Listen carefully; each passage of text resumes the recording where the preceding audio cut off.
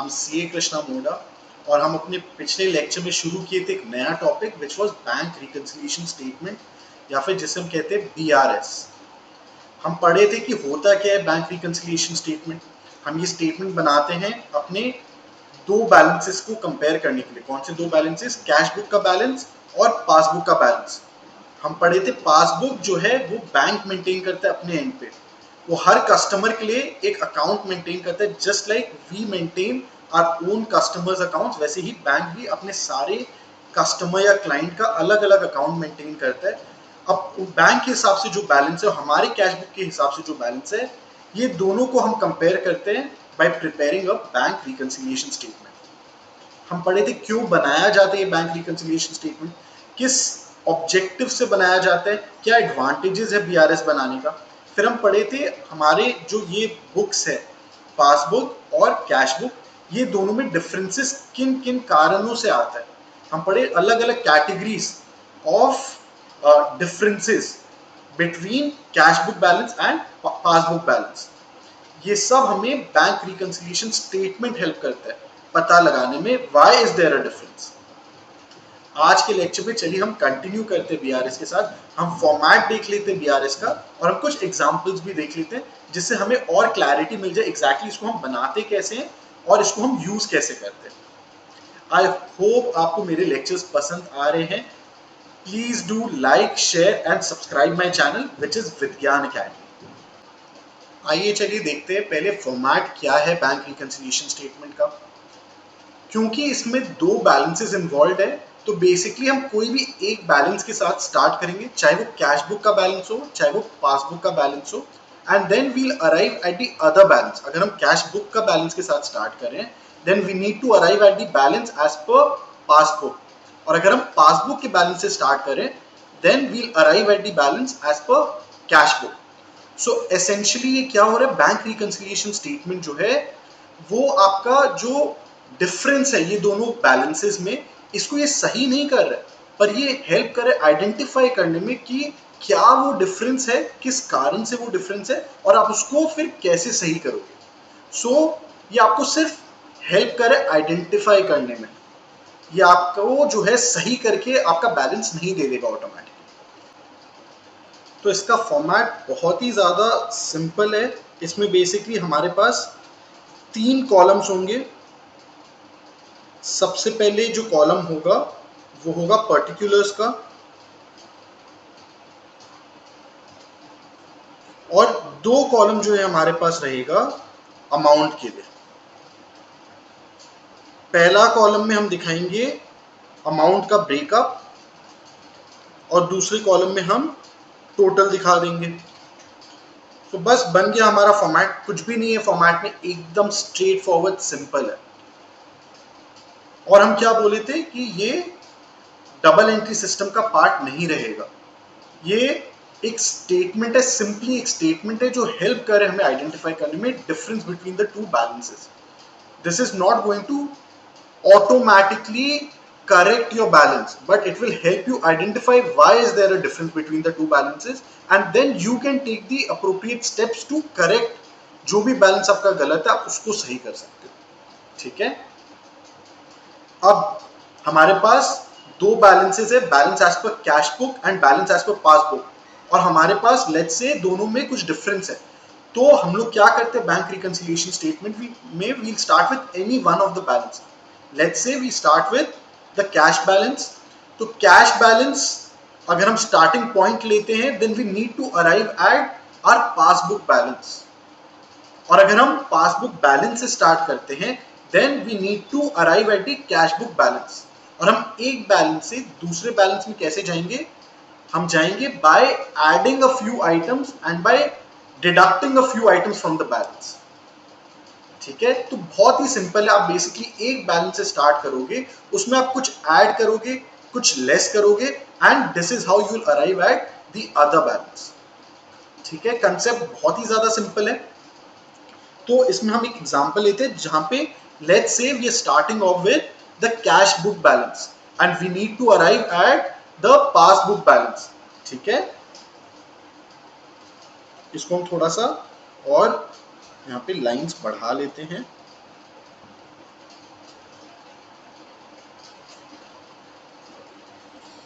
सो यहाँ पे हम बोलेंगे balance as per cash book. हम बोल रहे हैं हमारा कैश बुक जो है वो स्टार्टिंग पॉइंट है, कैश बुक। और हम एक और चीज क्या पढ़े थे जब हम कैश बुक पढ़ रहे थे, कि बैलेंस आपका जो कैश बुक का रहेगा वो या तो डेबिट बैलेंस रहेगा या फिर क्रेडिट बैलेंस रहेगा। क्योंकि बैंक के केस में क्या होता है, हम बोले ओवरड्राफ्ट बैलेंस भी हो सकता है हम बैंक से कुछ एक्स्ट्रा विड्रॉ कर लिए मनी, जितना हमारे बैंक में बैलेंस था उससे ज्यादा हम बैंक से निकाल रखे, तो उस केस में क्या होगा, हमारे पास क्रेडिट बैलेंस होगा। तो यहाँ पे हमें वो मेंशन कर देना होगा। लेट्स से यहाँ पे हम डेबिट बैलेंस से स्टार्ट करें, जो कि नॉर्मल केस होता है। डेबिट बैलेंस मतलब हम जितना पैसा हमारे पास है उतना ही हम बैंक से निकाल रखें, वो एक नॉर्मल सर्कमस्टेंस रहता है। तो यहाँ पे हम बोल रहे हैं balance as per cash book. फिर हम यहाँ पे लिखेंगे ऐड। तो इसका मतलब है अभी हम यहाँ पे कुछ अमाउंट्स ऐड करना शुरू करेंगे।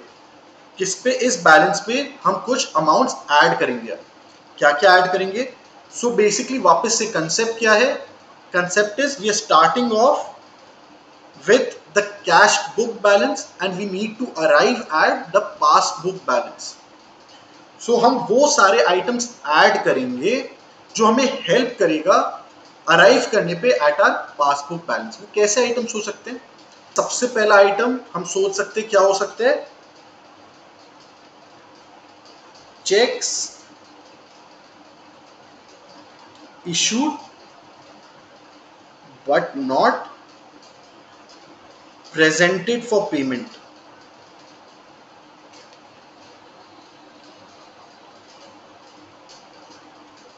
इसका मतलब क्या हो रहा है?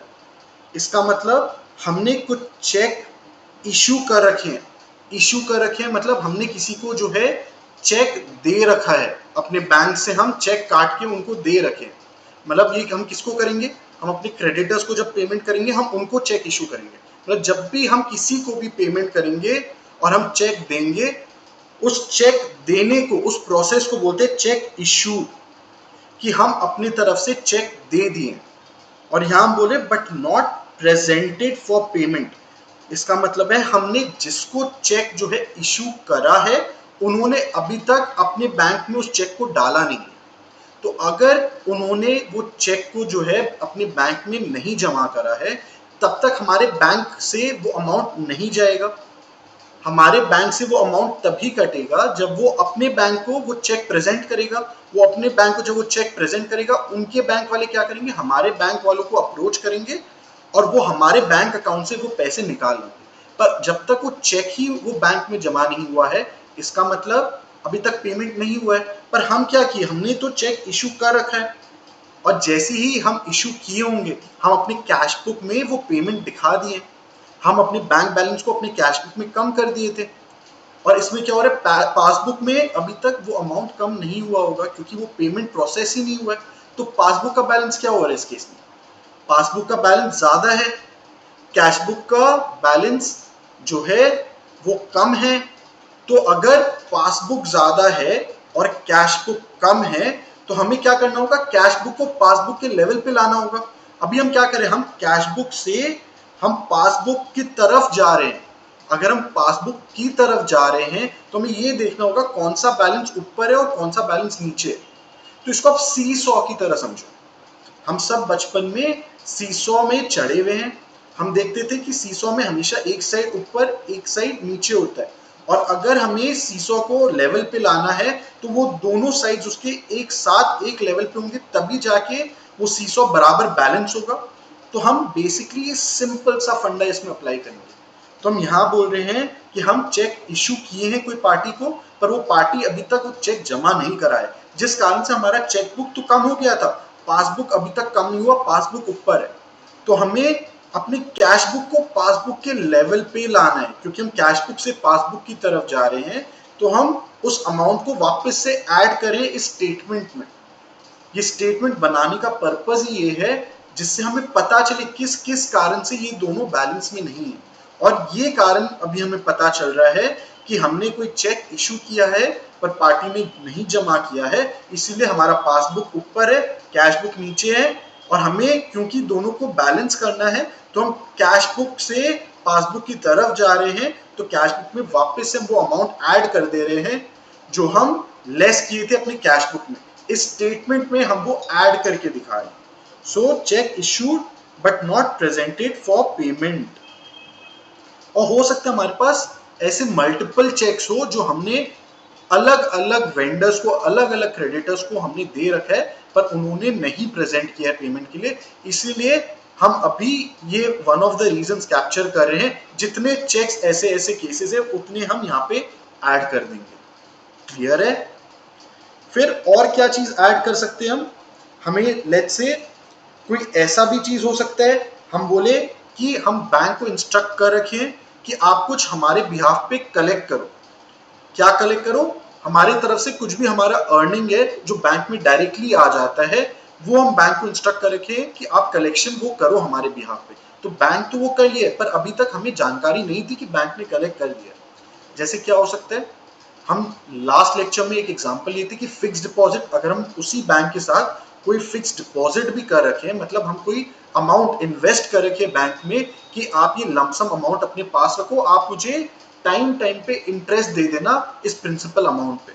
तो उस केस में क्या है, हम फिक्स डिपॉजिट बैंक में कर रखे हैं, इसका मतलब हमें interest let's say monthly, quarterly या मे बी ईयरली मिलता हो, तो बैंक में ऑटोमेटिकली जो वो इंटरेस्ट है फिक्स डिपॉजिट का वो बैंक में क्रेडिट हो जाता है। और हमारे कैश बुक में वो फिर क्या होना चाहिए, वो डेबिट होना चाहिए, हमारा बैंक बैलेंस बढ़ना चाहिए। पर लेट्स से बैंक में तो वो अमाउंट क्रेडिट हो गया, हम अपने कैश बुक में उस अमाउंट को अभी तक डेबिट नहीं किए। तो इसका मतलब क्या है, वापस से पासबुक का जो अमाउंट है वो ऊपर है, जो बैलेंस है वो ऊपर है, कैश बुक नीचे है, तो हम वापस से कैश बुक को ऊपर लेके जाएंगे, हम दोनों को बैलेंस करेंगे। उसके लिए हमें क्या करना होगा, हमें स्टेटमेंट में इस अमाउंट को ऐड करना होगा। तो ये होगा लेट्स से इंटरेस्ट, या फिर और क्या हो सकता है, डिविडेंड हो सकता है। हम कोई शेयर्स खरीद के रखे हुए कोई कंपनीज की, और कंपनीज क्या करती है, जब भी कंपनीज के पास प्रॉफिट अच्छा होता है तो कंपनीज अपने शेयर होल्डर्स को रिवॉर्ड करते हैं बाय गिविंग देम डिविडेंड। वो अपना कुछ पोर्शन ऑफ जो अर्निंग्स है वो डिस्ट्रीब्यूट कर देती है अपने शेयर होल्डर्स, उसको हम बोलते हैं डिविडेंड। तो ये डिविडेंड भी क्या होता है, क्योंकि हम जब शेयर्स खरीदते हैं हम क्या करते हैं, अपना बैंक अकाउंट जो है, अकाउंट नंबर हम लिंक कर देते हैं उस कंपनी के साथ, कि वो कंपनी को पता होना चाहिए हमारा बैंक अकाउंट क्या है, जिससे वो डायरेक्टली जो वो हमारे को पेमेंट कर रहे हैं, जो हमें डिविडेंड पे कर रहे हैं, वो हमारे बैंक अकाउंट में क्रेडिट कर दे रहे हैं।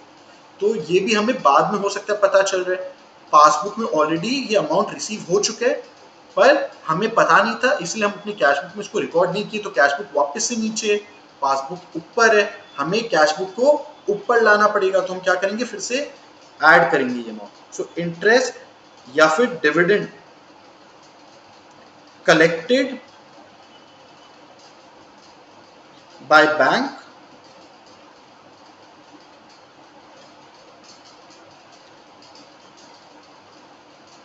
but not recorded in cash book। Clear है? तो ये भी एक कारण हो सकता है जिस कारण से हमारा कैश बुक नीचे है, हमारा पासबुक ऊपर है, और हम वापस से बैंक रिकंसिलिएशन स्टेटमेंट में तो हम दोनों को बैलेंस कर देते हैं, तो इसीलिए हम कैश बुक को दिखा रहे हैं हम कि ऐड कर रहे हैं अमाउंट। ठीक है, next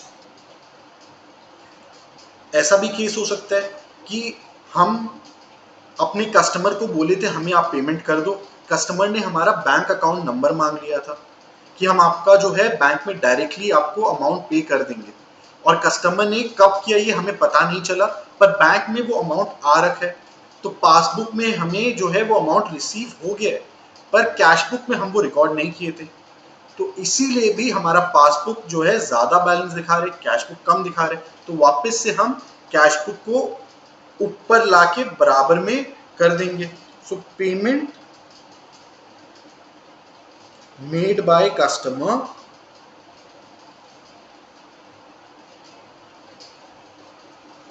directly into the bank account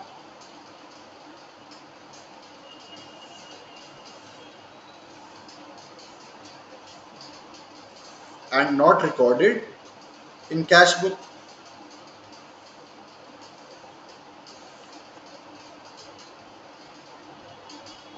इसको भी फिर हम ऐड करेंगे जिससे हमारे दोनों बैलेंसेस मैच करें फिर। अच्छा, इसके अलावा और क्या हो सकता है? इसके अलावा ऐसा भी कुछ हो सकता है कि check deposited in bank but not recorded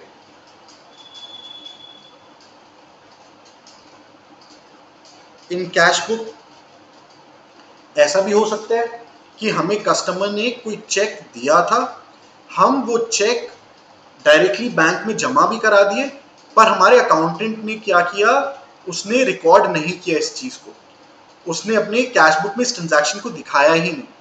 although उसे कर लेना चाहिए था, पर फॉर सम रीजन उसने चेक तो जमा करवा दिया बैंक में, पर कैश बुक में इस ट्रांजैक्शन को रिकॉर्ड नहीं किया। इस कारण से वापस से जैसे ही हम चेक जमा कराए होंगे बैंक में, तो वो क्रेडिट हो गया होगा, हमारा पासबुक ऊपर चला गया, कैश बुक अभी भी नीचे है। तो कैश बुक में आइडियली इस अमाउंट को वापस दिखाना था एज एडिशन, पर हम वो नहीं दिखाए, तो इसीलिए हम इसको भी ऐड करके यहाँ पे दिखाएंगे, जिससे हमारा दोनों बैलेंस मैच कर जाए। इसके अलावा और क्या ऐड होगा, और क्या हो सकता है? ऐसा भी हो सकता है कि कोई मिस्टेक कर दिया हो, क्योंकि आखिरकार ये पूरा जो प्रोसेस है मैनुअल है। जो हमारा कैशियर है, लेट्स से वो कैश बुक जो बुक्स में बना रहा है, तो वो सारा एडिशन सब्ट्रैक्शन जो भी कर रहा है वो कैलकुलेटर यूज करके कर रहा हो सकता है उससे कुछ गलती हो गई हो। किस टाइप की गलती? लेट्स से उसने जो आपका रिसीप्ट साइड है और बैंक बुक में क्या है, आपका पेमेंट साइड है, उसने क्या किया, रिसीप्ट साइड को जो है एडिशन करने में गलत कर दिया। वो ऐड करते समय जो है कम ऐड कर दिया रिसीप्ट साइड को, तो आपका पेमेंट ज्यादा हो गया, रिसीप्ट कम हो गया। तो इस केस में भी क्या होगा, आपका बैलेंस कम हो गया बैंक का। तो under casting of receipt side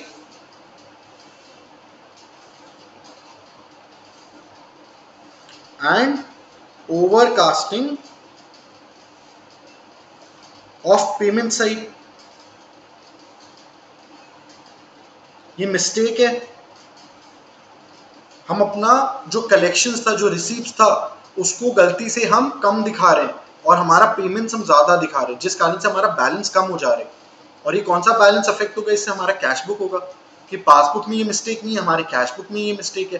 तो अब हम क्या कर रहे हैं, हम बोल रहे हैं हमें अपना रिसीप्ट सही करना पड़ेगा, मतलब रिसीप्ट को बढ़ाना पड़ेगा। और अगर रिसीप्ट को बढ़ाएंगे तो ऑटोमेटिकली हमारा कैश बुक बैलेंस फिर बढ़ जाएगा।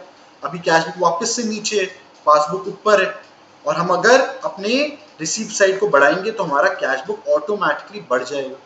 सो this is a manual error जिसको सही करने की जरूरत है। और बैंक रिकंसिलिएशन स्टेटमेंट क्या करे, हमें बता रहा है कि ये गलती हुआ है हमसे। As a result of this हम क्या करेंगे, हमें अब पता चलेगा, तब हम जाके अपने कैश बुक में इस चीज को सही करेंगे। ठीक है, अब जब यहाँ पे बैंक रिकंसिलिएशन स्टेटमेंट में ये गलती आइडेंटिफाई करे, तो क्या आपका कैश बुक सही हो जा रहा है? अभी तक तो कुछ नहीं हो रहा है, because this is only a statement, this is not part of our double entry books of accounts. तो ये तो खाली एक स्टेटमेंट, ये हमें बता दे रहे हैं कि ये कारण से हमारे दोनों बैलेंसेस मैच नहीं कर रहे। इसका रिजल्ट क्या होगा कि अब हम अपने कैशियर को बोलेंगे कि आप अपना कैश बुक सही करो।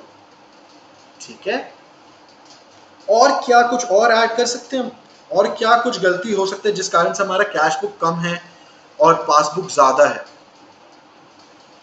एक और ये हो सकता है, amount wrongly credited by bank.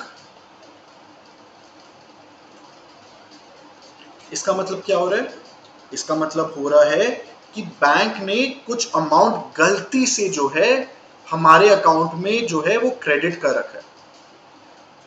इसका मतलब क्या हो रहा है, एक एग्जांपल ले, तो आप ऐसा समझो कि बैंक अलग अलग कस्टमर्स का अलग अलग अकाउंट्स मेंटेन कर रहे हैं।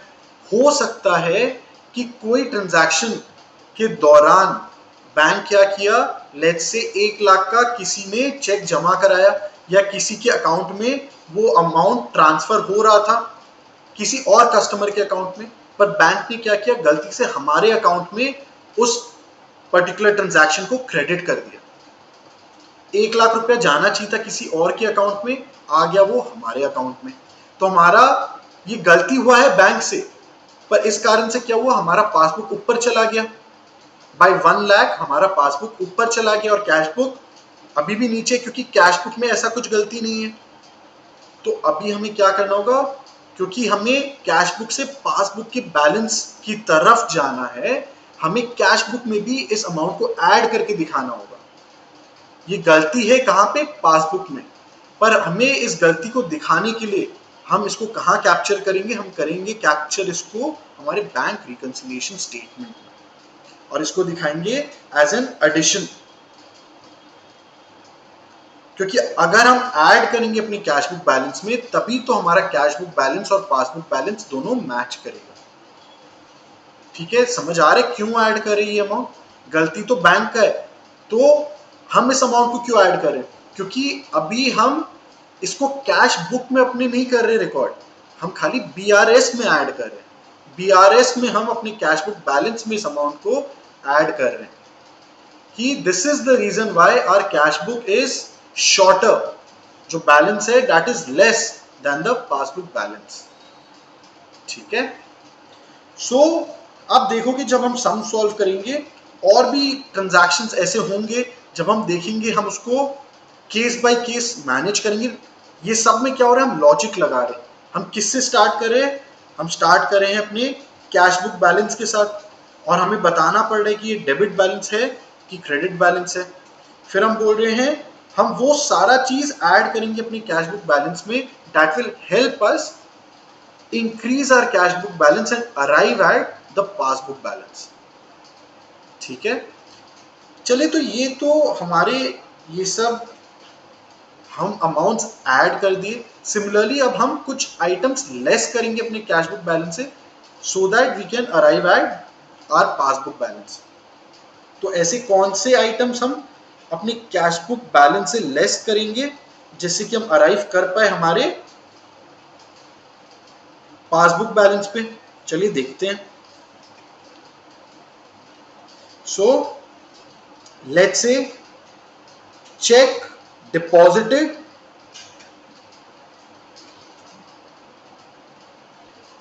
But not credited by bank.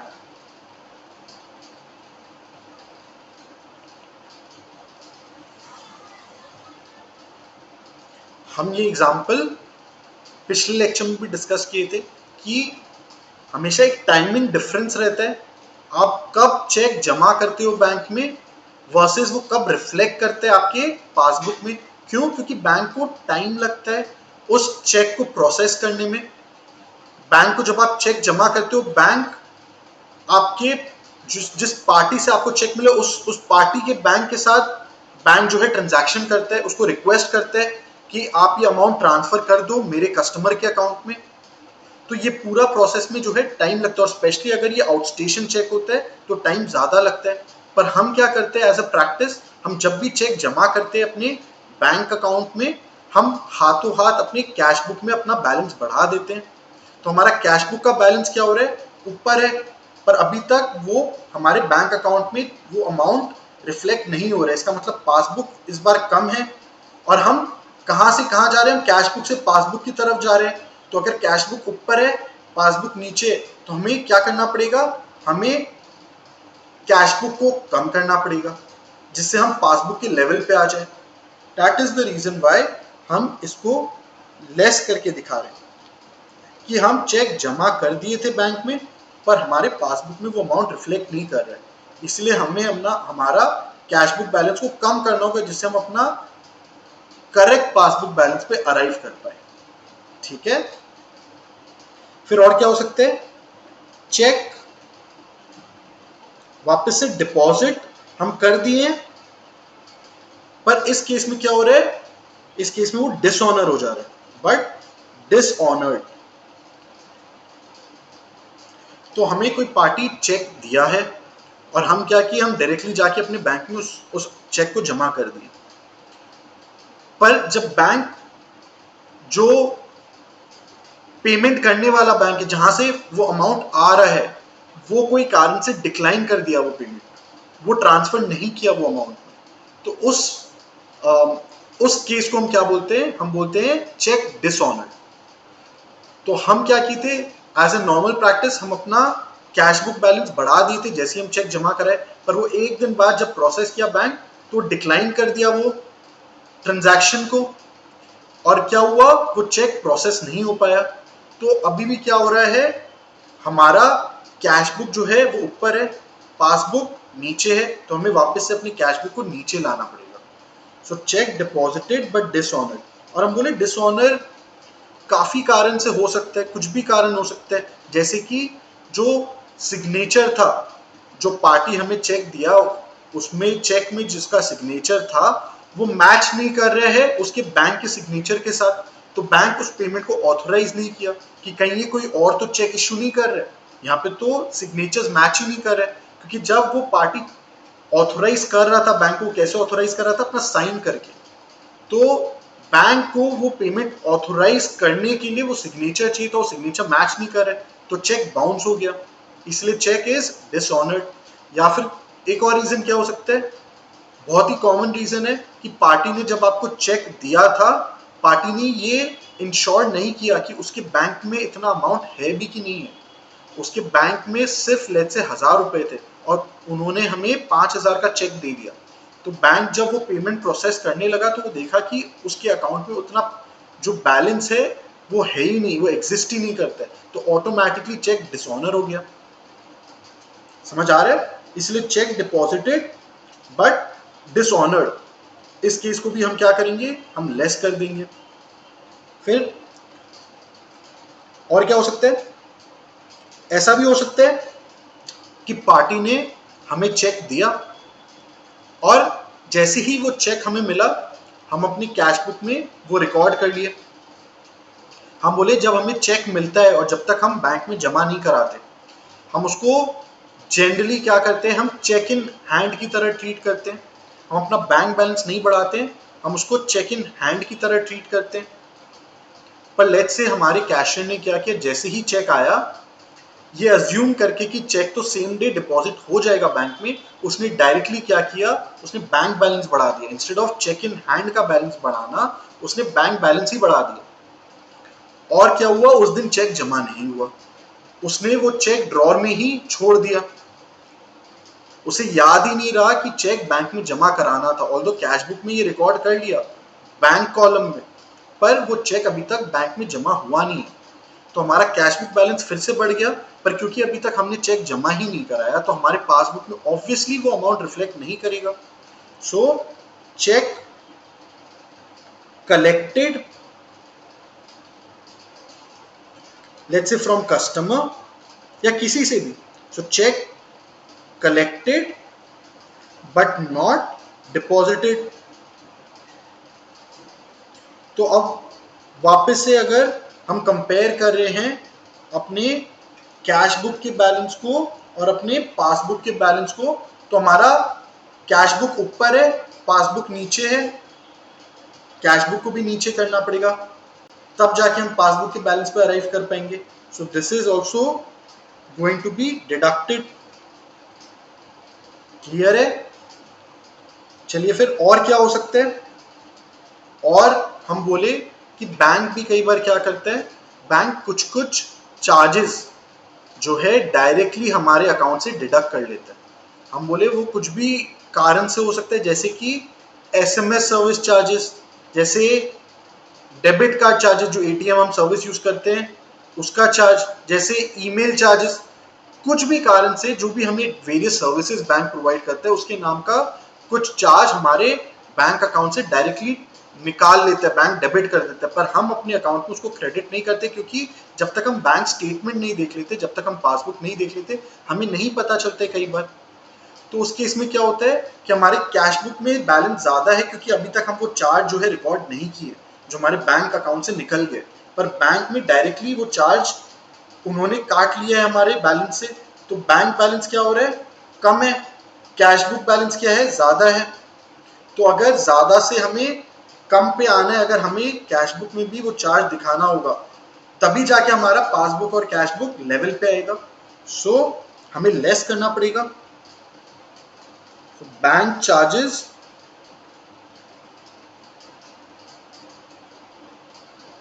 Debited by bank या deducted by bank,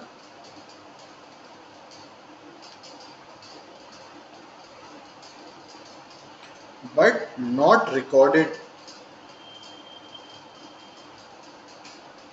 in cash book।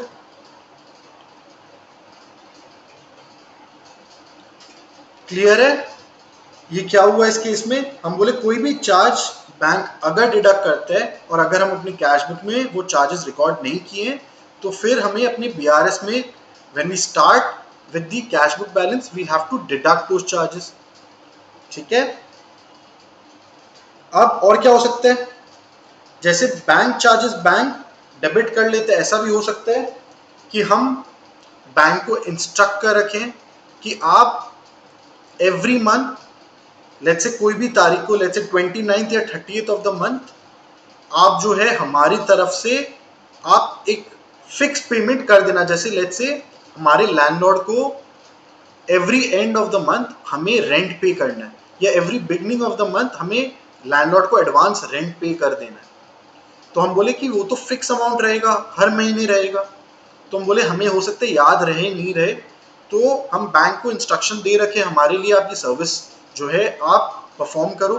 क्या करो, आप let's say for 1 year, for next 1 year आप every 30th of the month let's say 30,000 rupees आप landlord के अकाउंट में हमारे account से ये अमाउंट ट्रांसफर कर देना। We authorise you to make this payment every month. तो क्या हुआ, हम ये बैंक को इंस्ट्रक्शन तो दे दिए पर हमें याद ही नहीं रहा कि 30th को हमने ऐसा कुछ इंस्ट्रक्शन दिया हुआ था। तो बैंक तो एज पर इंस्ट्रक्शन वो 30th को वो अमाउंट ट्रांसफर कर दिया, तो आपका पासबुक से वो बैलेंस कम हो गया। पर क्योंकि हमें ध्यान ही नहीं रहा तो हमारा कैश बुक अभी भी ऊपर है, हमें कैश बुक में वो ट्रांजैक्शन दिखाना अभी रह गया है। तो कैश बुक को हमें लेस करना पड़ेगा। पासबुक हमारा नीचे है, कैश बुक ऊपर है, वापस से कैश बुक को नीचे लाना होगा। सो अगर बैंक कोई भी पेमेंट कर रहा है, payment made by bank as per standing instruction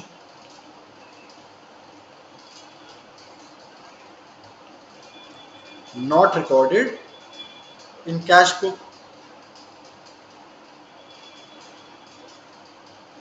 ठीक है? तो ये भी हो सकता है कि रह गया हो हमारे कैश बुक में दिखाना, इसीलिए हमारा कैश बुक बैलेंस जो है वो ज्यादा है और पासबुक बैलेंस कम है। क्लियर है? अब हम बोले जैसे ये केस हम देखें कि हमारे कस्टमर ने हमें कोई चेक दिया था पर हमें जो है हम भूल गए उस चेक को डिपॉजिट करना अपने बैंक अकाउंट में। तो उस केस में क्या हो रहा था, हमारा कैश बुक बढ़ा हुआ था, पासबुक कम था। अब ऐसा भी हो सकता है कि हम कोई चेक जो है अपने वेंडर को पेमेंट में दे रखे हो और वो वेंडर क्या किया, अपने बैंक में जमा भी करा दिया, हमारे बैंक अकाउंट से कम भी हो गया, पर जब हम ये चेक अपने वेंडर को दिए थे एज पार्ट ऑफ पेमेंट हम अपनी कैश बुक में रिकॉर्ड करना भूल गए। तो वापस से क्या हुआ, हमारा पासबुक कम हो गया था क्योंकि वो चेक तो जमा उमा सब कुछ हो गया, वो अमाउंट कट भी गया बैंक से, पर हम अपनी कैश बुक में इस ट्रांजैक्शन को रिकॉर्ड नहीं किए। तो उस केस में क्या होगा, उस केस में इसको हम बोलेंगे check issued but not recorded. कहां नहीं रिकॉर्ड किए, अपने कैश बुक में नहीं रिकॉर्ड किए, इसीलिए हमारा पासबुक कम है, कैश बुक ज्यादा है। हम इस अमाउंट को लेस कर देंगे और हमारा कैश बुक बैलेंस और पासबुक बैलेंस मैच कर जाएगा। क्लियर है?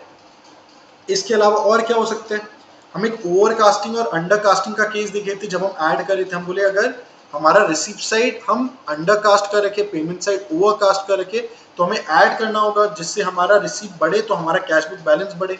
अब ऐसा भी केस हो सकता है कि हम अपना रिसीव साइड को हम ज्यादा दिखा रखें, गलती से हम अपना रिसीव साइड को ज्यादा ऐड कर रखें और पेमेंट्स हम कम दिखा रखें, तो उस केस में क्या है, हमारा कैश बुक बैलेंस जबरदस्ती का जो है ज्यादा बैलेंस रिफ्लेक्ट कर रहा है।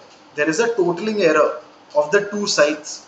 हमारा रिसीव ज्यादा है, पेमेंट्स कम है, तो हम जब वो गलती आइडेंटिफाई कर रहे हैं, हम क्या करेंगे, हम अपने रिसीव साइड को कम करेंगे।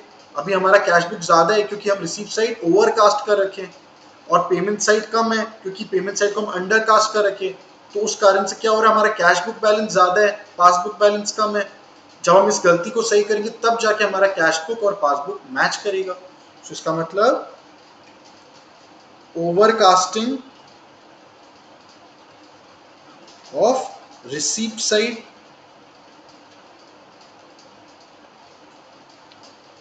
And undercasting of payment side, इससे हमारा कैश बुक बैलेंस कम हो जाएगा और हम अपने पासबुक बैलेंस पे अराइव कर पाएंगे। ठीक है, बाकी और क्या हो सकता है, हम एक और केस देखे थे जहां पे बैंक की तरफ से गलती था। बैंक क्या किया, गलती से हमारे अकाउंट को क्रेडिट कर रखा था बैंक। तो गलती बैंक से दूसरे तरीके का भी हो सकता है, उसने जब हमारे अकाउंट में ज्यादा पैसे डाल रखे हैं तो बैंक से ऐसा भी हो सकता है कि बैंक हमारे अकाउंट से कुछ पैसे गलती से ट्रांसफर कर रखे हैं, कुछ बैंक ने गलती से कुछ चार्जेस डिडक्ट कर रखे हैं। तो उस केस में भी क्या हो रहा है, हमारा पासबुक कम है, कैश बुक बढ़ा हुआ है, क्योंकि कैश बुक में तो ये गलती नहीं है। अब हमें कैश बुक से पासबुक में आना है तो हमें कैश बुक में भी अगर हम वो अमाउंट कम करके दिखाएंगे तब जाके हमारा दोनों बैलेंसेस मैच करेगा। So amount wrongly debited by bank, bank जब डेबिट करे मतलब हमारा बैलेंस कम कर रहे हैं, हम जब डेबिट करते हैं कैश बुक मतलब हम अपना बैंक बैलेंस बढ़ा रहे हैं, क्योंकि हम बोले ये पूरा मिरर की तरह काम करता है, दोनों बैलेंसेस एकदम ऑपोजिट इन साइन है। ठीक है, तो बेसिकली वापस से हम अपना जितना भी अमाउंट लेस किए उसका भी टोटल यहाँ दिखा देंगे। ऊपर में हम अपने एडिशन का टोटल दिखाई दिए थे, और हम स्टार्ट करें अपने ओपनिंग बैलेंस के साथ। तो यहाँ पे बेसिकली हम अपने बैलेंस से जितना अमाउंट ऐड करना है उस वो टोटल हम ऐड कर देंगे, जितना हमें लेस करना है वो हम लेस कर देंगे। इसके बाद हमें क्या मिल जाएगा, हमें मिल जाएगा bank balance as per passbook. हम स्टार्ट किए थे कैश बुक के साथ और हम अराइव कर गए हैं हमारे पासबुक बैलेंस पे, और ये जितना भी हम ऐड और लेस करके दिखाए हैं वही हमारे जो है रीजंस है for difference between the to balance. Clear है, यहाँ पे भी हम दिखा देंगे whether it is a debit और a credit.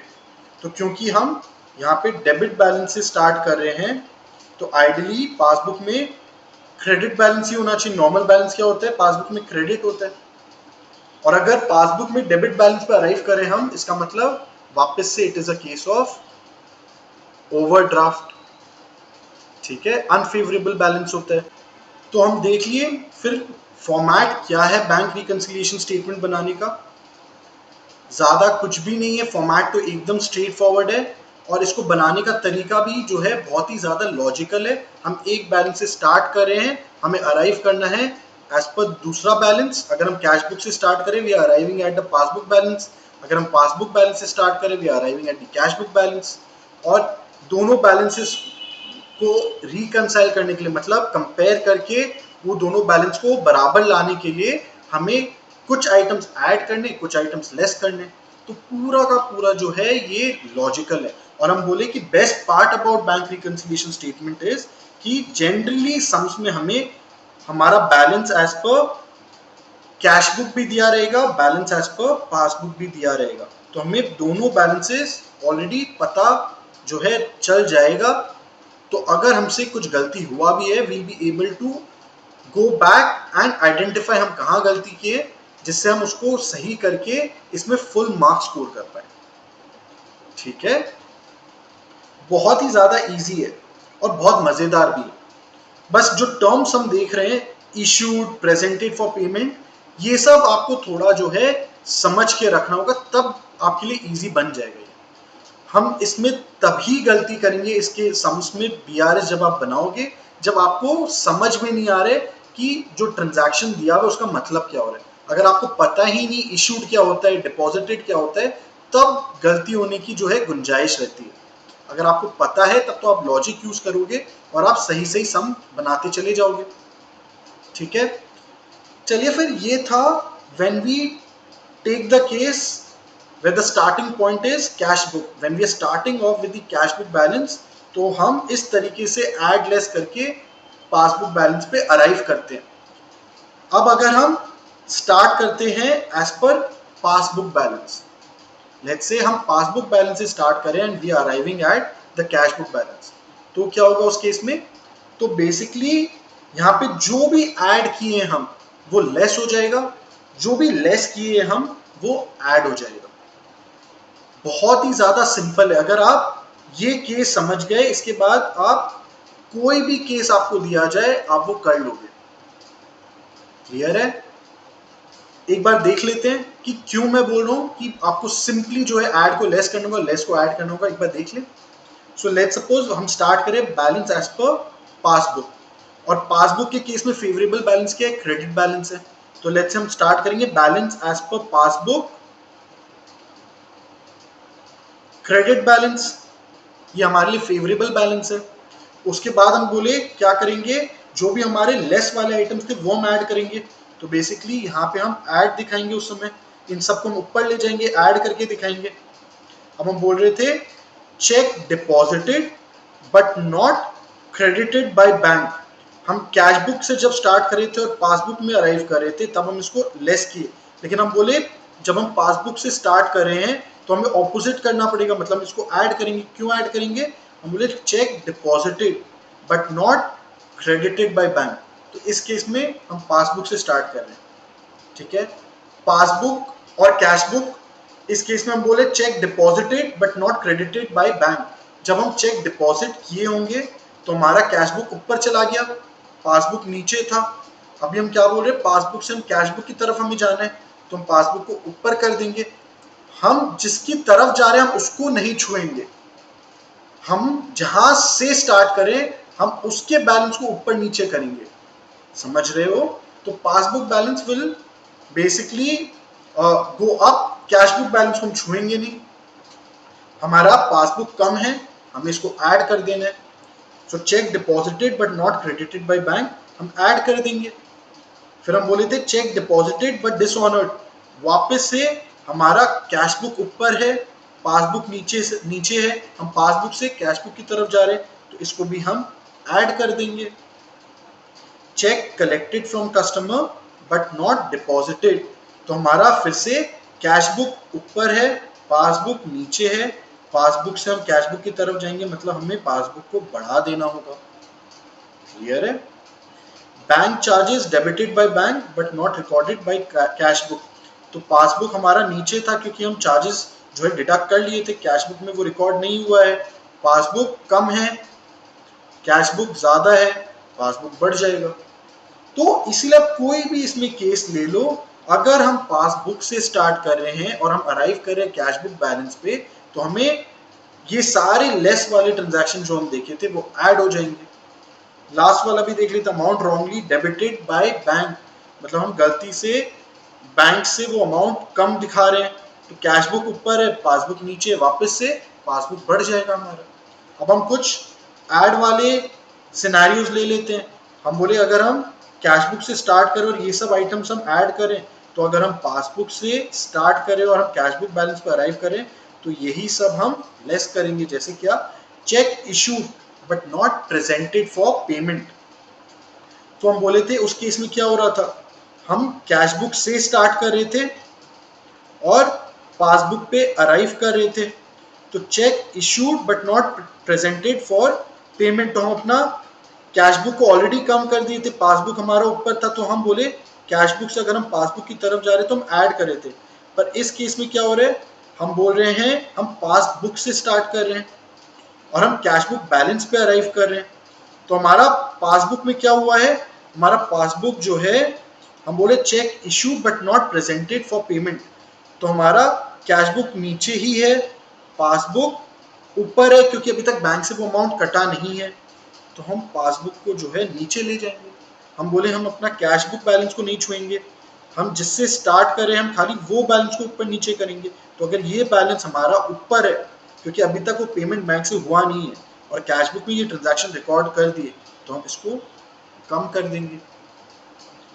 Interest dividend collected by bank but not recorded in cash book, तो हमारा पासबुक वापस से बढ़ा हुआ है, कैश बुक में ये रिकॉर्ड नहीं हुआ है, तो पासबुक को हम नीचे ले जाएंगे। ऐसे आप कोई भी जो है ऐड वाला सिनेरियो देख लीजिए, पासबुक से अगर हम स्टार्ट करेंगे तो वही सब आइटम को हम लेस कर देंगे। इसलिए आप इसमें बहुत ज्यादा कंफ्यूज मत होइए। हम जो एग्जाम्पल से स्टार्ट किए, starting with a cash book balance, अगर आप वो समझ गए हो तो बेसिकली आप कोई भी सम, चाहे आप किसी से भी स्टार्ट करें, आप सब समझ गए। सिंपली ऑपोजिट हो जाएगा साइन अगर आप पासबुक से स्टार्ट करें, ठीक है। बहुत ही ज्यादा सिंपल है। आप खाली जो पहला सिनेरियो, पहला फॉर्मेट हम देखे हैं, आप उसको अच्छे से समझ लीजिए, उसके बेसिस पे आपको कोई भी सिनेरियो दिया जाए आप वैसे एप्लीकेशन अप्लाई कर दीजिए, ठीक है। अब अगर आप अपनी बुक्स में देखोगे तो बुक्स में और भी ज्यादा थोड़ा कॉम्प्लिकेशंस दिया हुआ है। जैसे क्या, अभी हम कहां से स्टार्ट किए, अभी हम स्टार्ट किए विद अ डेबिट बैलेंस, मतलब हम फेवरेबल बैलेंस से स्टार्ट किए थे, कैश बुक का डेबिट बैलेंस या पासबुक का क्रेडिट बैलेंस से हम स्टार्ट किए थे। पर आपके बुक में ऐसे भी सम्स होंगे जहां पे आप अनफेवरेबल बैलेंस से स्टार्ट कर रहे हैं। अनफेवरेबल बैलेंस का मतलब है आप कैश बुक के क्रेडिट बैलेंस से स्टार्ट कर रहे हो या पासबुक के आप डेबिट बैलेंस से स्टार्ट कर रहे हो। और अगर ऐसा केस होता है तो आपके बुक्स में जो है इसके लिए अलग आपको रूल्स दिए होंगे। अलग रूल्स दिए होंगे का क्या मतलब, अलग रूल्स दिए होंगे का मतलब है कि अगर आप कैश बुक के क्रेडिट बैलेंस से स्टार्ट कर रहे हो तो वापस से आपके लिए ऐड और लेस जो भी हम देखे थे नॉर्मल सर्कमस्टेंस में, जो हम स्टार्ट किए थे पॉजिटिव बैलेंस के साथ कैश बुक का, तो हम ये सारा आइटम जब ऐड कर रहे थे, अगर हम unfavourable balance of cash book से स्टार्ट करते हैं तो ये सब आइटम वापस से ये लेस हो जाएंगे। समझ रहे हो, ये आपको बुक में कंफ्यूज एक मैं बोलूंगा किया जा रहा है, ये अननेसेसरी है। क्यों, क्योंकि यहाँ पे वो पॉजिटिव अमाउंट ही दिखाते हैं, अनफेवरेबल बैलेंस में सिर्फ इसको क्रेडिट दिखा देते हैं और यहाँ पे वो बैलेंस को पॉजिटिव रखते हैं। लेकिन इसका आसान तरीका क्या रहेगा, इसका आसान तरीका रहेगा कि आप इसको नॉर्मली जैसा साइन दिया हुआ है आप उसको वैसे ही ट्रीट करो। मतलब अगर आपके पास अनफेवरेबल बैलेंस है, if you are starting with a credit cash book balance, so आप इसको एज अ नेगेटिव अमाउंट दिखा दो। आप इसको पॉजिटिव फिर दिखाओगे ही क्यों, आप जब अनफेवरेबल बैलेंस से स्टार्ट कर रहे हो तो आप इसको बस नेगेटिव अमाउंट दिखा दो और नेगेटिव अमाउंट दिखा के बाकी जो ऐड होना है ऐड करो, लेस होना है लेस करो, and you will arrive at the final balance which will either be a negative amount और अ पॉजिटिव अमाउंट। अगर आप नेगेटिव अमाउंट से स्टार्ट करके ऐड लेस करके वापस से नेगेटिव अमाउंट पे अराइव कर रहे हो, उसका मतलब आपके पासबुक में भी अनफेवरेबल बैलेंस है, कैश बुक में भी अनफेवरेबल बैलेंस है। तो इससे क्या हो गया, कोई प्रॉब्लम नहीं है। अगर वो नेगेटिव है तो अनफेवरेबल बैलेंस है, हम वो अनफेवरेबल बैलेंस को हम क्यों फेवरेबल दिखाई, क्यों पॉजिटिव दिखाई और फिर साइंस में कंफ्यूज हो कि ऐड को लेस करो, लेस को ऐड करो। समझ रहे हो। तो इसलिए सबसे आसान तरीका जो है कैश बुक बनाने का है कि आप सिंपली सीखो cash book balance, positive balance, favourable balance से अगर आप स्टार्ट करते हो आपको क्या ऐड करना है, क्या लेस करना है। अगर अनफेवरेबल बैलेंस भी होता है आप सेम जो है प्रोसेस फॉलो कीजिए, खाली साइन जो उसका नेगेटिव अगर है आप नेगेटिव से स्टार्ट कीजिए। क्लियर है। सिमिलरली पासबुक में भी, पासबुक में अगर आप फेवरेबल बैलेंस में देखे थे, जो भी आप ऐड कर रहे हो आप ऐड करो, लेस कर रहे हो लेस करो, बस अगर पासबुक में भी अनफेवरेबल बैलेंस है तो आप नेगेटिव बैलेंस से स्टार्ट करो और जैसे ऐड करने ऐड करो, लेस करने लेस करो। आप उसमें कंफ्यूज मत हो जाओ कि अनफेवरेबल बैलेंस है तो अब हम ऐड वाले को लेस की तरह ट्रीट करेंगे, लेस वाले को ऐड की तरह ट्रीट करेंगे। ठीक है, बहुत जरूरी है ये समझना। This is the key. अगर आपको स्कोर करना है बीआरएस में, आपको कंफ्यूज नहीं होना एग्जाम में, तो आप एक सिंपल सा जो है प्रोसेस फॉलो कीजिए। आप कंफ्यूज मत हो जाइए साइन के कारण। ठीक है, बाकी जब हम सम्स भी देखेंगे हम इसके भी एग्जांपल्स ले लेंगे जिससे आपको और क्लैरिटी मिल जाए। But this is the simplest way of solving BRS sums. ठीक है, अच्छा दूसरा चीज, आपको कुछ कुछ बुक्स में या कुछ आपके स्कूल्स में जो है एक और फॉर्मेट दिखाया जाएगा बीआरएस का, but I would not encourage you to use that format. Why? Because जो मैं आपको फॉर्मेट दिखाया हूं बहुत ही सिंपल है, उसमें कुछ ज्यादा कंफ्यूजन भी नहीं है। जो दूसरा फॉर्मेट आपको बुक्स में मिलेगा वो ये है, पर्टिकुलर्स, ऐड आइटम या प्लस आइटम और माइनस आइटम। तो जो हम बेसिकली अपना हॉराइजॉन्टल फॉर्मेट में देख रहे थे, यहाँ पे आपको वर्टिकल फॉर्मेट में, कॉलम्स के फॉर्मेट में आपको दिखेगा। जो हम बेसिकली एक ही कॉलम में यहाँ पे स्टार्टिंग बैलेंस और ऐड और लेस कर रहे थे, बेसिकली इस फॉर्मेट में यहाँ पे आप सिर्फ जो है पर्टिकुलर्स में आइटम्स दिखा दो और जो ऐड के आइटम्स आप उसको इस कॉलम में दिखा दो, लेस के आइटम्स आप इस कॉलम में दिखा दो। इसमें आप यहाँ पे सेग्रीगेशन नहीं कर रहे हो क्या ऐड होगा क्या लेस होगा। But still I would say आप यही फॉर्मेट फॉलो करो। आप ऐड और लेस के लिए जो है यहाँ पे जगह बना लो और आप अकॉर्डिंगली जो है अमाउंट कॉलम में उस आइटम को या तो आप ऐड वाले बकेट में दिखा दो या तो लेस वाले बकेट में दिखा दो। उसको आप अलग अलग कॉलम में मत दिखाइए, मेरा यही सजेशन रहेगा। बाकी अगर आपको ज्यादा कंफर्टेबल ये मेथड लगे तो आप ये भी फॉलो कर सकते हो। पर मैं जब ये सम सॉल्व करूंगा आपके साथ तो मैं ये ऊपर वाला फॉर्मेट ही फॉलो करूंगा। ठीक है, आसान है, एटलीस्ट फॉर्मेट अभी आपको समझ में आ रहा है, आपको लॉजिक समझ में आ रहा है, अभी तक तो आसान लग रहा है। बस ये इतना ही डिफिकल्ट है, कुछ भी इसमें और डिफिकल्ट नहीं है। ठीक है, आइए चलिए देखते हैं आज का पहला सम। इसमें हम ये एग्जांपल लेंगे जहाँ पे बैलेंस हमें दिया हुआ है as per cash book and we need to arrive at the balance as per passbook. ठीक है, यही फॉर्मेट हम सीखे भी थे। तो चलिए देखते हैं आज का पहला सम। ये सम मैं लिया हूँ from the book T.S.. Grewal for CBSE board. ठीक है, क्लास 11 का टी.एस. Grewal, question number 6। तो अगर आपके पास ये बुक है तब आप अपने एंड पे क्वेश्चन नंबर 6 निकाल लीजिए और साथ साथ में पढ़िए, और अगर नहीं है तो चलिए आप स्क्रीन पे देखते रहिए और हम साथ में सम पढ़ते हैं। So question number 6, prepare a bank reconciliation statement as on 31st March 2024 from the following. On 31st March, cash book of a firm showed bank balance of 36,000. इसका मतलब हमें कैश बुक का बैलेंस दिया हुआ है और ये डेबिट बैलेंस है। डेबिट बैलेंस मतलब फेवरेबल बैलेंस है, मतलब नॉर्मल बैलेंस है, इसमें ओवरड्रॉ नहीं किया हुआ है।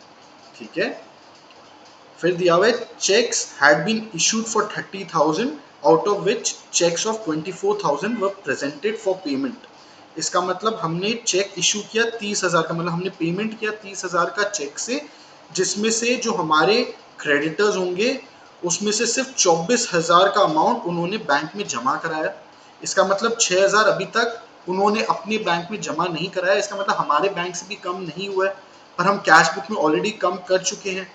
इसका मतलब हमारा कैश बुक कम है, पासबुक ज़्यादा है, तो हमें कैश बुक को बढ़ाना होगा। इसका मतलब है ना, बढ़ाना होगा, क्योंकि कैश बुक में तो हम जब चेक इशू किए होंगे हम कम कर दिए होंगे, पर पासबुक में अभी तक सिर्फ 24,000 कम हुआ है, 6,000 अभी तक कम नहीं हुआ है।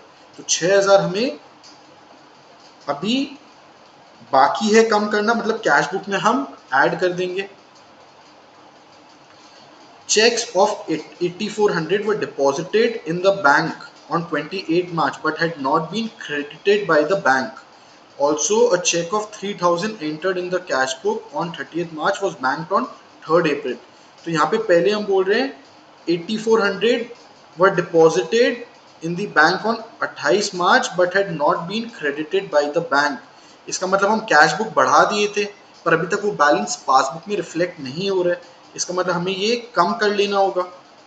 फिर बोल रहे हैं also a cheque of 3000 entered in the cash book on 30th March was bank on 3rd April. तो इसका मतलब ये भी हमें कम करना होगा। ये दोनों हम कैश बुक में ऑलरेडी दिखा चुके हैं लेकिन पासबुक में अभी तक ये अमाउंट रिफ्लेक्ट नहीं कर रहे, तो ये दोनों हमें कैश बुक से कम करना होगा to arrive at our passbook balance. ठीक है। फिर है a cheque from Suresh for 2400 was deposited in the bank on 26 March was dishonored. Advice was received on 2nd April. इसका मतलब ये चेक हम जमा कर दिए थे, कैश बुक में अमाउंट बढ़ गया था, पासबुक में भी बढ़ गया होगा लेकिन पासबुक में ये रिवर्स भी हो गया होगा क्योंकि ये डिसऑनर हो गया, तो उतना से हमारा पासबुक कम हो गया होगा। लेकिन हमें पता कब चला? हमें पता चला 2nd अप्रैल को।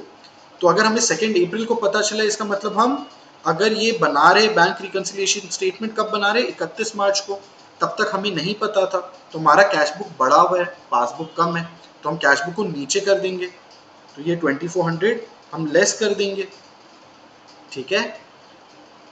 Passbook showed bank charges of 120 debited bye the bank. इसका मतलब पासबुक में कुछ बैंक चार्जेस कटे हुए हैं 120 रुपीज के, जो कि अभी तक हम कैश बुक में नहीं डिडक्ट किए, तो हमारा कैश बुक बढ़ा हुआ है, पासबुक कम है, वापस से कैश बुक को हमें पासबुक तक लाना है, तो हमें कैश बुक कम करना होगा, तो ये भी लेस हो जाएगा। One of the debtors deposited 3000 in the bank account of the firm on 26th March. But the intimation in this respect was received from the bank on 2nd April. इसका मतलब कोई हमारा डेटर होगा जो bank में directly payment कर दी है, और हमें इसके बारे में कब पता चल रहा है? हमें पता चल रहा है 2nd अप्रैल को। इसका मतलब हमारा कैश बुक कम है, पासबुक में ऑलरेडी अमाउंट आ गया है, पासबुक बढ़ा हुआ है, तो कैश बुक को हम पासबुक तक ले जाएंगे, इसका मतलब हम ऐड कर देंगे। क्लियर है? तो बहुत ही सिंपल है। अब हमें पता चल गया क्या ऐड करना है, क्या लेस करना है, तो हम अपना फॉर्मेट बना लेते हैं। ठीक है। अब देखो, जरूरी नहीं है कि हर सम में आपको जो है कैश बुक बैलेंस और पासबुक बैलेंस इन लोग देंगे, बट मोस्टली चांसेस रहता है कि एग्जाम में ये दोनों बैलेंसेस आपको मिल जाता है। इसमें तो हम आंसर में देखेंगे क्या दिया हुआ है पासबुक बैलेंस, और हम यहाँ पे अराइव करेंगे, पर सम में नहीं दिया हुआ है कि bank balance as per passbook क्या है, तो ये हमारे लिए जो है बहुत ज़्यादा एडवांटेजेस नहीं रहा। चलिए आइए फॉर्मेट बना लेते हैं। तो bank reconciliation statement as on 31st March 2024। Format तो बड़ा ही सिंपल है, 3 कॉलम है हमारे पास। सबसे पहले पर्टिकुलर्स और फिर 2 कॉलम्स अमाउंट के।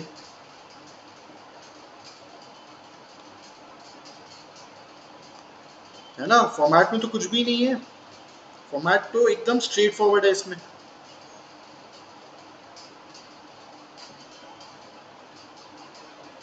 चलिए आइए लिख लेते हैं पर्टिकुलर्स, अमाउंट ये डिटेल्स होगा, इसमें हम इंडिविजुअल अमाउंट्स लिखेंगे, ये वाले अमाउंट कॉलम में हम टोटल लिखेंगे। ये दोनों रुपीस के कॉलम है हमारे पास। चलिए शुरू करते हैं बैलेंस के साथ। Cash book of the firm showed bank balance of 36,000 debit, so bank balance as per cash book, debit balance है ये हमारे पास, ये दिया हुआ है 36,000। ये नॉर्मल केस है बिल्कुल, इसमें साइन वाइन का भी कोई झमेला नहीं है। फिर हम लिख लेते हैं ऐड, जगह छोड़ देते हैं ऐड के लिए, कितने ट्रांजैक्शन है हमारे पास। अब जब भी सम पढ़ोगे ना, आप ऐसे प्लस माइनस कहीं पे पेंसिल से लिख लीजिए, जिससे आपको पता चल जाए कितना जगह छोड़ना है, कितनी ट्रांजैक्शन ऐड में, कितने आइटम्स लेस में। तो सेकंड नंबर ऐड है, तो एक ये हो गया, और हमारे पास ये लास्ट वाला ये भी ऐड है, तो बहुत ज़्यादा जगह हमें नहीं छोड़ने की ज़रूरत है, बाकी फिर सब हमारे लिए लेस है। यहाँ पे हम इतना जगह छोड़ देते हैं और हम लेस लिख लेते हैं। तो ऐड पहले हम लिखते हैं, check issued but not presented for payment कितना 30,000 माइनस 24,000 मतलब 6,000। So check issued but not presented for payment,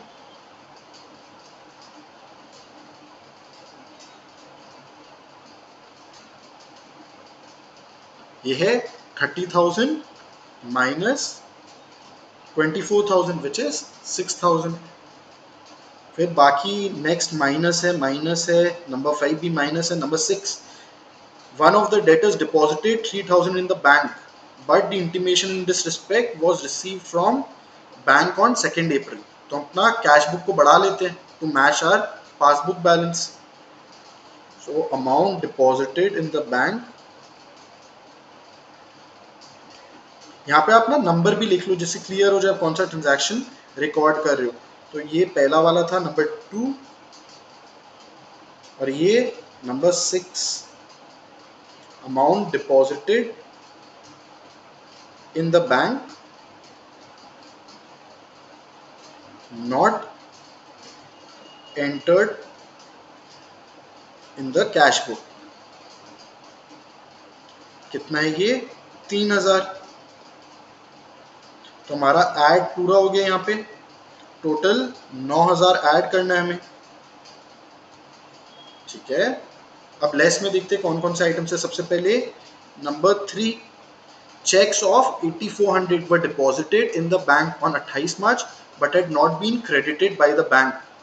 Also a check of 3,000 entered in the cash book was banked on 3rd April। तो सबसे पहले 3 का फर्स्ट पार्ट लिखते हैं, cheque deposited but not credited by bank 8,400।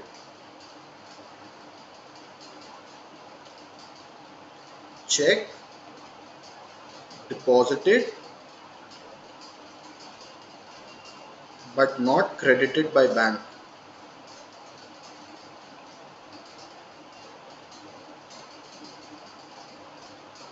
कितना 8,400। फिर cheque entered in cash book but not banked 3,000।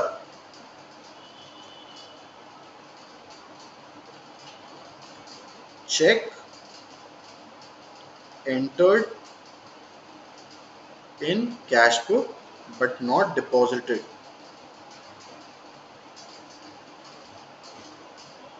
3,000, ठीक है। Next number 4, check from Suresh deposited in the bank on 26 March was dishonored, advice received on 2nd April। तो इसको हम ऐसे लिख ले, check deposited but dishonored, so 2,400। check deposited in the bank but dishonored, कितना था 2,400, ठीक है। फिर last 120 rupees bank charges not recorded. कहाँ पे नहीं रिकॉर्ड हुआ है कैश बुक में, 120। इसका टोटल कितना आ जा रहा है, इसका टोटल है 8,400 प्लस 3,000 प्लस 2,400 प्लस 120, 13,920। तो बस अगर हम 36,000 में ऐड कर दें 9,000 और लेस कर दें 13,920, तो हमारे पास कितना बैलेंस आ रहा है, हमारे पास बैलेंस निकल के आ रहा है 31,080। और ये कौन सा बैलेंस है, this is bank balance as per passbook. यही चाहिए था हमें। और ये क्या है, क्योंकि ये फेवरेबल बैलेंस है, पॉजिटिव साइन है, इसका मतलब this is credit as per passbook, debit as per cash book, मतलब क्रेडिट एज पर पासबुक, दोनों ही फेवरेबल बैलेंस दिखा रहे हैं। ठीक है, तो बहुत ही आसान है, एक बार आपको समझ में आ जा रहा है फॉर्मेट, एक बार हम देख ले रहे हैं, लॉजिक यूज कर ले रहे हैं, क्या ऐड होगा क्या लेस होगा, उसके बाद तो सिंपली आपको एक फॉर्मेट बना के उसमें डाल देना है आइटम्स को, है ना, कुछ भी इसमें डिफिकल्ट नहीं है। ठीक है, आइए चलिए अब एक ऐसा एग्जांपल लेते हैं जिसमें हमें स्टार्ट करना है विद पासबुक बैलेंस और हमें अराइव करना है एट कैश बुक बैलेंस। ठीक है, चलिए क्वेश्चन नंबर 11 है ये, वापस से, this is from T.S.. Grewal. Bank statement of a customer shows bank balance of 62,000। Bank statement मतलब पासबुक ही हो गया, जब लूज शीट्स होते हैं पासबुक के तो उसको बैंक स्टेटमेंट बोलते हैं, और जब पूरा का पूरा एक बुक होता है वो, तब उसे पासबुक बोलते हैं। On comparing it with the cash book, the following discrepancies were noted. Checks were paid into the bank in March 2024 but were credited in April 2024. अब हम क्या करें, अब हम पासबुक से स्टार्ट करें और हमें कहाँ आना है, हमें कैश बुक के बैलेंस पे आना है। तो सबसे पहले हम बोले cheques were paid into the bank. Cheques were paid into the bank का मतलब चेक्स वर डिपॉजिटेड, मतलब यहाँ पे चेक्स डिपॉजिट हो गए थे बैंक में 2024 मार्च में, पर कब क्रेडिट हो रहे हैं, अप्रैल 2024 में, और ऐसे 3 चेक्स हैं। तो इसका मतलब क्या हो रहा है, जब हम डिपॉजिट किए होंगे बैंक में तब हम अपने कैश बुक बैलेंस को बढ़ा लिए थे, पर हमारे पासबुक में अभी तक वो क्रेडिट नहीं हुआ है। इसका मतलब हमें पासबुक से कैश बुक पे जाना है, तो हमें पासबुक को बढ़ाना होगा, तब जाके हम कैश बुक को मैच करेंगे, है ना, क्योंकि कैश बुक में ऑलरेडी डिपॉजिट दिखा रहे हैं हम, पासबुक में अभी नहीं दिखा रहे, तो आपको पासबुक को ऊपर लेके जाना होगा। So this is a case of addition. Next, number 2, cheques issued in March व presented in April. Cheque issued मतलब हम पेमेंट किए मार्च में, बट प्रेजेंटेड मतलब जो क्रेडिटर्स है वो अपने बैंक में चेक कब डिपॉजिट किए, वो अप्रैल में डिपॉजिट किए। इसका मतलब जैसे ही हम पेमेंट किए हम अपने कैश बुक को कम कर दिए, पर पासबुक से कब अमाउंट निकलेगा, अप्रैल में निकलेगा। इसका मतलब अभी पासबुक ऊपर है, कैश बुक कम है, कैश बुक में ऑलरेडी पेमेंट दिखा दिए, तो पासबुक को हम नीचे ले आएंगे। इसका मतलब less, simple. Number 3, check for 1,000 rupees received from a customer entered in the cash book but was not banked। इसका मतलब वापस से चेक हमारे पास ही रहेगी, अभी तक हम डिपॉजिट नहीं किए, तो 1,000 रुपया हम ऐड तो कर दिए होंगे अपने कैश बुक में, पर हम अभी तक पासबुक में नहीं दिखाए, तो इसको भी हमें पासबुक में बढ़ाना होगा। चेक कैश बुक हमारा ऊपर है, पासबुक नीचे है, क्योंकि पासबुक में अभी तक वो अमाउंट रिफ्लेक्ट नहीं कर रहे, डिपॉजिट रिफ्लेक्ट नहीं कर रहे, तो पासबुक को हम ऊपर ले जा रहे हैं। So it is a case of addition. Number 4, passbook shows a debit of 1,000 rupees for bank charges and credit of 2,000 rupees as interest। इसका मतलब कुछ ट्रांजैक्शंस हमारे बैंक में हुए हुए हैं जो हम अभी तक कैश बुक में नहीं रिकॉर्ड किए। उसमें क्या है, passbook shows a debit of 1,000 rupees. Passbook में जब डेबिट होता है इसका मतलब हम डिडक्ट किए, उल्टा चलता है ना, कैश बुक में डेबिट मतलब बैंक बैलेंस बढ़ है, पासबुक में डेबिट मतलब काट रहा है कुछ अमाउंट। तो यहाँ पे बैंक चार्जेस कटा हुआ है पासबुक में, पर कैश बुक में अभी तक ये नहीं कटा हुआ है, तो कैश बुक हमारा ऊपर है, पासबुक हमारा नीचे है, तो ये हम ऐड कर देंगे।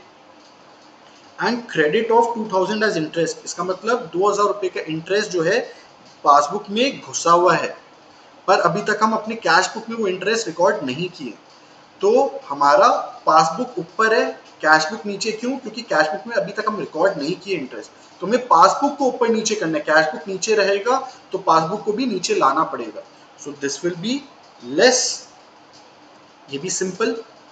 Next, interest on investment 2,500 collected by the bank appeared in the passbook. वापस से इसका मतलब ये इंटरेस्ट ऑन इन्वेस्टमेंट 2,500 का बैंक ने कलेक्ट किया और ये सिर्फ पासबुक में रिफ्लेक्ट कर रहा है, मतलब कैश बुक में नहीं रिफ्लेक्ट कर रहा है। इसका मतलब कैश बुक कम है, पासबुक ज्यादा है, तो हमें पासबुक को कैश बुक तक लाने के लिए पासबुक को कम करना पड़ेगा। सो ये भी हमें लेस करना पड़ेगा। prepare bank reconciliation statement showing the balance as per cash book on 31st March 2024. ठीक है, वापस से अनफॉर्चुनेटली इस सम में भी हमें balance as per cash book नहीं दिया हुआ। ठीक है, इस बार भी हम लकी नहीं है। चलिए फिर शुरू करते हैं ये सम सॉल्व करना। फॉर्मेट बना लेते हैं, bank reconciliation statement as on 31st March 2024, particulars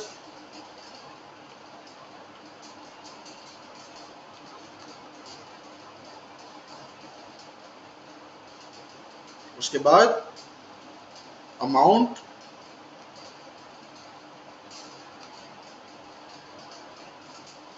और फिर से अमाउंट,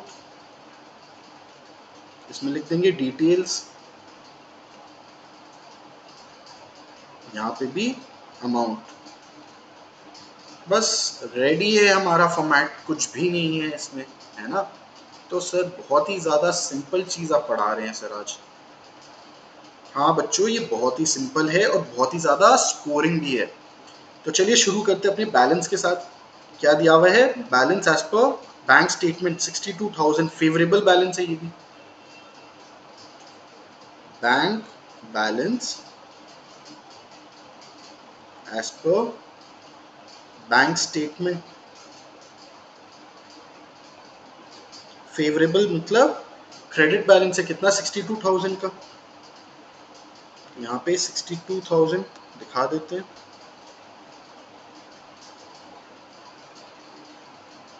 अब ऐड और लेस, ऐड जगह छोड़ देते, कितने ऐड के आइटम्स है हमारे पास, नंबर 1, नंबर 3, नंबर 4, मतलब 3 ट्रांजैक्शंस का जगह छोड़ के बाकी फिर हम लेस का यहाँ पे बना लेते हैं जगह।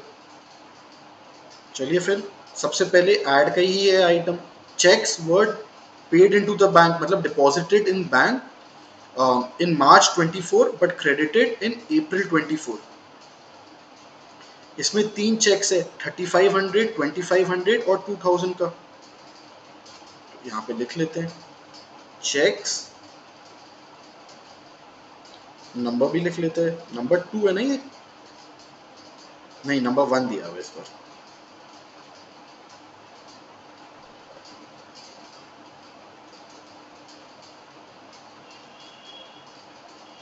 Number 1, checks paid into bank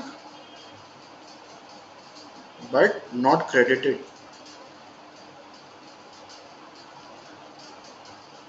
अब इसमें ना इसका ब्रेकअप हम ऐसे दिखा देंगे, P, Q और R। कितना कितना, 3500, 2500 और 2000।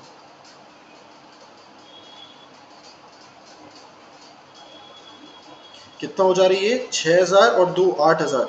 यहाँ पे 8000 लिख लेते हैं। ठीक है,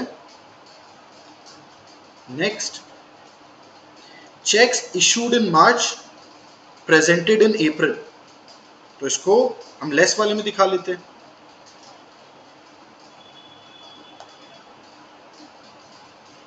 checks issued in March presented in April। यहाँ पे भी हमारे पास ऐसे 2 चेक्स है, X और Y, 4000 और 4500, 4000 और 4500, टोटल हो गया 8500। ठीक है, next, check for 1000 rupees received from a customer entered in the cash book but not banked, so check received but not banked, कितना, 1000, number 3।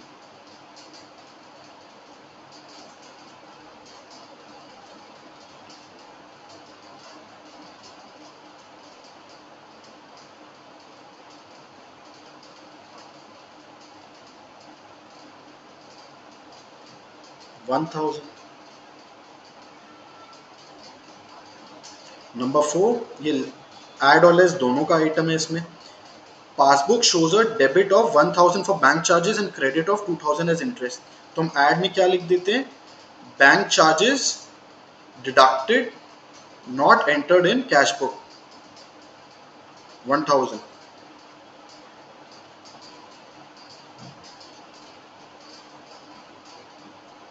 Bank charges not recorded in cash book 1000, ये पहला part था।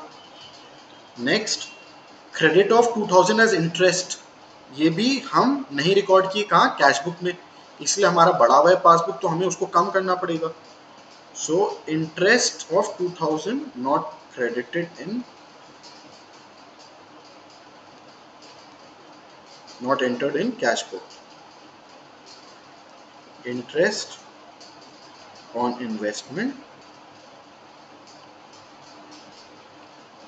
Not recorded in cash book, ये है 2000, ये less हो जा रहा है। सिंपल, बहुत ही ज्यादा सिंपल है ये, इसमें कुछ भी है आप बताओ, कुछ भी आपको लग रहा है अभी तक डिफिकल्ट है, इतना इजी सम अगर एग्जाम में आ जाए सर तो मजा ही आ जाए, है ना। चलिए next, number 5, interest on investment 2500 collected by bank appeared in the passbook, तो ये भी पासबुक बढ़ा हुआ है, उसको कम करना होगा, कैश बुक पे लाना पड़ेगा उस बैलेंस को। सो इंटरेस्ट ऑन इन्वेस्टमेंट वापस से कलेक्टेड नॉट रिकॉर्डेड 2500, ये भी सेम है 2500। आइए चलिए आगे, हमारे पास पूरा ऐड का आइटम, लेस का आइटम, टोटल देख लेते कितना है। यहाँ पे तो सीधा सीधा 8000 1000 1000 मतलब 10,000, 10,000 ऐड करना है हमें, और लेस कितना है 8500 2500, इसका मतलब 11,000, 11,000 और 2,000 मतलब 13,000, 13,000 लेस है, तो टोटल है हमारे पास 62 प्लस 10 माइनस 13, 59,000 निकल के आ रहे हैं, और ये भी पॉजिटिव है, पॉजिटिव मतलब फेवरेबल बैलेंस ही है। So bank balance as per cash book पे हमें आना था, as per cash book favourable balance debit हो जाएगा, कितना है 59,000। ठीक है, तो आज का क्लास हम यहाँ पे एंड करते हैं। आई होप आपको समझ आ गया अच्छी तरीके से कैसे बनाना है हमें बैंक रिकंसिलिएशन स्टेटमेंट, कौन से आइटम्स ऐड में जाएंगे, कौन से आइटम्स लेस में जाएंगे, और कुछ भी इसमें डिफिकल्ट नहीं है। ठीक है।